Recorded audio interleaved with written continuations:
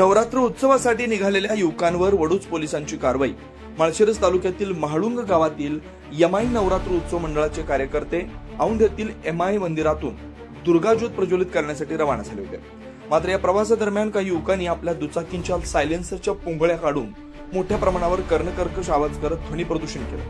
मान तालुक्यातील पिंगळी गावातील भर चौकात त्यांनी मोठ्या आवाजात गाड्या चालवून वातावरण दणाणून टाकलं। या प्रकारामुळे ग्रामस्थ त्रस्त झाले असून काही सजग नागरिकांनी त्यांचा व्हिडिओ काढून वडूज पोलिसांना पाठवला। यावर तातडीने कारवाई करत वडूज पोलिसांनी वडूज शहरात ट्रॅप लावून गाड्यांचा ताफा अडवला।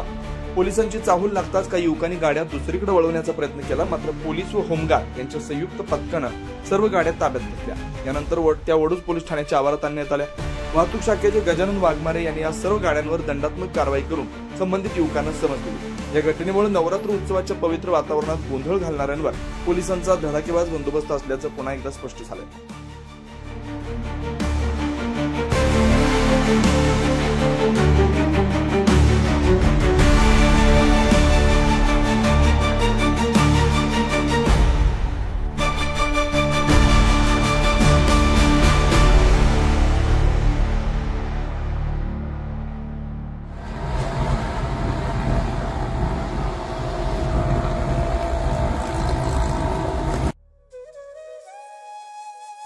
अशाच नवनवीन अपडेट्ससाठी आमच्या खबर गावाकडच्या या चॅनेलला सबस्क्राइब करा, आमचे व्हिडिओ लाईक करा आणि शेअर करा।